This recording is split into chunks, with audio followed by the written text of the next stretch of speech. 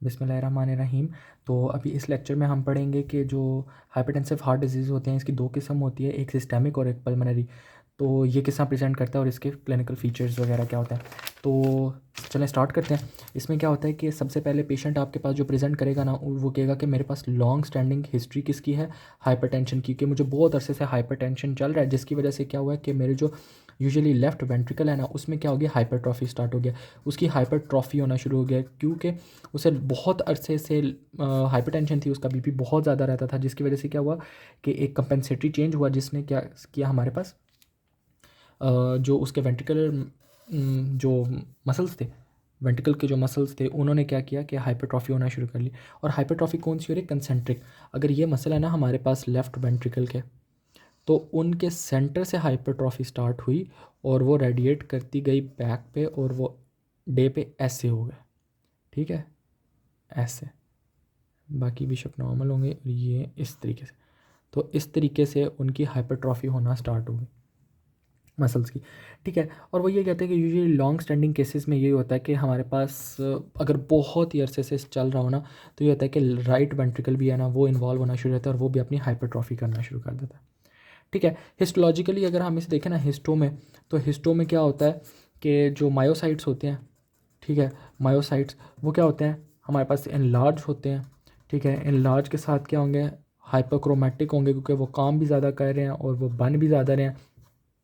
एक आपने जो इसमें चीज़ याद रखना है, और वो एक इम्पॉर्टेंट एमसीक्यू भी आता है, इसमें क्या होता है, बॉक्स कार शेप्ड न्यूक्लियस होता है, बॉक्स कार शेप्ड न्यूक्लियस, ठीक है। बिल्कुल ऐसा लगता है जैसे डब्बा बना हुआ है, ऐसे ये इस तरह का बिल्कुल न्यूक्लियस नज़र आएगा आपको सेल्स के अंदर, ठीक हो गया। तो ये हिस्टोलॉजिकली आपने याद रखना है, box car shape nucleus present होंगे इसमें, ठीक है। क्लिनिकल फीचर्स क्या होंगे, यूजुअली अर्ली केसेस में क्या होता है, अर्ली अगर वो प्रेजेंट कर जाएगा ना, तो वो एसिम्प्टोमेटिक होगा, उसमें कोई सिम्टम नहीं होगा, ठीक है। लेट अगर प्रेजेंट करेगा आपके पास, तो क्या होगा, हो सकता है वो किसी एंजाइना के साथ प्रेजेंट करे, उससे सिर्फ पेन हो रही हो, ठीक है। या फिर वो हार्ट फेलियर के सिम्टम्स के साथ प्रेजेंट कर सकता है, ठीक है, जो कि प्रोग्रेस कर रहे हो। या फिर उसे हो सकता है किसी किस्म का सेरिब्रोवैस्कुलर स्ट्रोक हो गया हो, या उसका कोई सेरिब्रोवैस्कुलर एक्सीडेंट हुआ हो, या इंसिडेंट ऐसा हुआ हो जिसकी वजह से उसे कोई स्ट्रोक की हिस्ट्री हो, या फिर वो सडन कार्डिक अरेस्ट के साथ भी प्रेजेंट कर सकता है। नॉर्मली आपको पैथोजेनेसिस पता होनी चाहिए कि पैथोजेनेसिस इसकी होती है।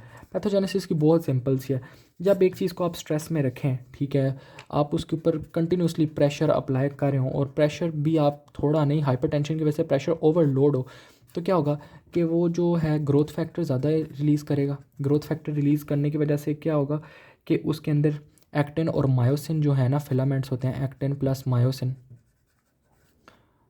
जो ये फिलामेंट्स होंगे, इनका भी नंबर बढ़ना शुरू होगा। इनका नंबर बढ़ने की वजह से क्या होगा, हाइपर ट्रॉफी होना शुरू हो जाएगी, ठीक है। या फिर ये हो सकता है कि हमारे पास मैकेनिकल जो फोर्सेस लग रही हैं ना, वो ज़्यादा हो जाए, या मैकेनिकल जो लोकल मैकेनिकल इफ़ेक्ट्स हैं वो ज़्यादा हो जाएं। जब वो ज़्यादा होंगे तो फिर यही होगा, एक्टिन मायोसिन का नंबर बढ़ेगा, और एंड ऑफ द डे फिर हाइपरट्रॉफी होगी।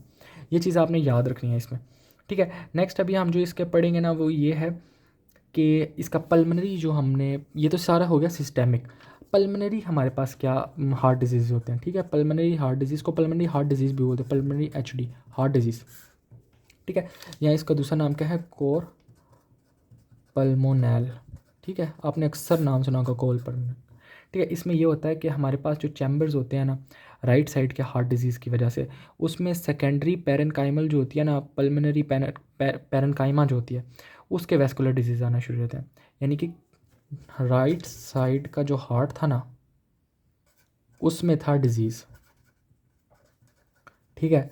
उसने क्या किया, हमारे पास जो पल्मोनरी वेसल्स प्लस उसका जो पेरेनकाइमा था, ठीक है, पेरेनकाइमा, उसको इन्वॉल्व किया और उसके डिजीज़ कॉज कर दिया, ठीक हो गया, जिसको हम बोलते हैं पल्मोनरी हार्ट डिजीज़।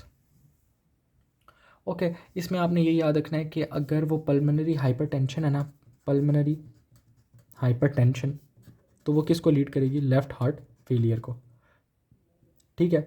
और यूजुअली कहते हैं कि जो पल्मोनरी हाइपरटेंशन होती है ना, ये हमारे पास कंजेनिटल हार्ट डिजीज़ की वजह से ही होती है, ठीक है, जो बहुत ही लॉन्ग अरसे से चल रहे होते हैं। अब इसकी भी उन्होंने दो टाइप्स बताई हैं, एक होती है एक्यूट, ठीक है, और एक होगी क्रॉनिक। जो एक्यूट है ना उसमें ये होता है कि हमारे पास पल्मोनरी एम्बोलाई बनता है। एम्बोलाई की वजह से क्या होता है कि राइट हार्ट जो होता है ना उसके ऊपर बर्डन ज़्यादा हो जाता है। ठीक है, बर्डन ज़्यादा होने की वजह से क्या होता है कि हमारा जो राइट हार्ट है ना वो कॉम्प्रोमाइज़ होना शुरू हो जाता है और वो हार्ट डिजीज़ कॉज करना शुरू हो जाता है। ठीक है, यूजुअली ये कहते हैं कि जो इसमें अगर राइट वेंट्रिकल अगर इन्वॉल्व हो रहा है ना तो राइट वेंट्रिकल डाइलेट होगा हमारे पास। ठीक है, डाइलेट होगा, बट उसके अंदर हाइपरट्रॉफी किसी किस्म की नहीं होगी, हाइपरट्रॉफी नहीं होगी, नहीं होगी, ये याद रखनी है बात। अगर हमारे पास ठीक है, अब क्रोनिक आ गया। लेफ्ट हार्ट यूजुअली इन्वॉल्व नहीं होता। एक्यूट में ये होगा कि राइट हार्ट इन्वॉल्व होगा और वो हमारे पास बर्डन अगर उस पर आ जाएगा, बर्डन आने की वजह से क्या होगा कि हाइपरटेंशन हो सकती है। ठीक है, या वो हमारे पास क्या नाम है हार्ट डिजीज़ की तरफ जा सकता है कंजेस्टिव हार्ट फेलियर की वजह से। बट ये है कि कंजेंटल हार्ट डिजीज़ जो होते हैं ना वो बचपन से ही चलते आ रहे होते हैं। अब क्रोनिक हार्ट डिजीज़ में आपने पढ़ना है कि क्रोनिक हार्ट डिजीज़ की वजह से क्या होता है। Chronic heart disease specially chronic pulmonary heart disease किसकी वजह से, सीओपीडी की वजह से, मोस्टली सीओपीडी की वजह से है। ये तो पल्मोनरी एम्बोलाई की वजह से हो रहे थे ना, ये हमारे पास किसकी वजह से हो रहे हैं, हमारे पास सीओपीडी की वजह से हो रहे हैं। या फिर वो कहते हैं कि ये सिस्टिक फिब्रोसिस वगैरह जो हो गए। ठीक है, या हमारे पास कहते हैं कि ये अगर कोई बंदा बहुत ज़्यादा ओबीस है ना या ओबेसिटी उसके अंदर है तो बहुत ज़्यादा हो जाती है। इसमें ये होता है कि हमारे पास राइट वेंट्रिकल जो है ना उसकी हाइपरट्रॉफी तो नज़र आएगी। ठीक है, उसके साथ साथ जो राइट एट्रिया है ना उसकी भी हाइपरट्रॉफी नज़र आएगी। तो ये बात आपने बहुत इंपॉर्टेंट है, ये याद रखनी है कि अगर राइट वेंट्रिकल सिर्फ डायलेट हुआ है और उसकी हाइपरट्रॉफी नहीं हुई तो वो एक्यूट चेंजेस थे और वो यूजुअली एम्बोलाई की वजह से हुए थे। बट अगर क्रोनिक केसेस हैं तो वो सीओपीडी या सिस्टिक फिब्रोसिस या ओबेसिटी की वजह से हो सकते हैं। और उसमें क्या होगा, राइट वेंट्रिकल तो हाइपरट्रॉफी होगी उसकी, बट जो राइट एट्रिया है ना वो भी हाइपरट्रोफाइड होगा। ठीक है, ये मॉर्फोलॉजी जो है ये इंपॉर्टेंट होती है और यही आपसे अक्सर पूछी जाती है। तो यही आपका था कि जो हार्ट डिजीज़ है ना ये भी हमने इतना पढ़ लिया। अभी नेक्स्ट में हम क्या पढ़ेंगे, जो हमने ये पढ़ना है ना valvular heart disease, next video में हम ये स्टार्ट करते हैं। तो on to the next video.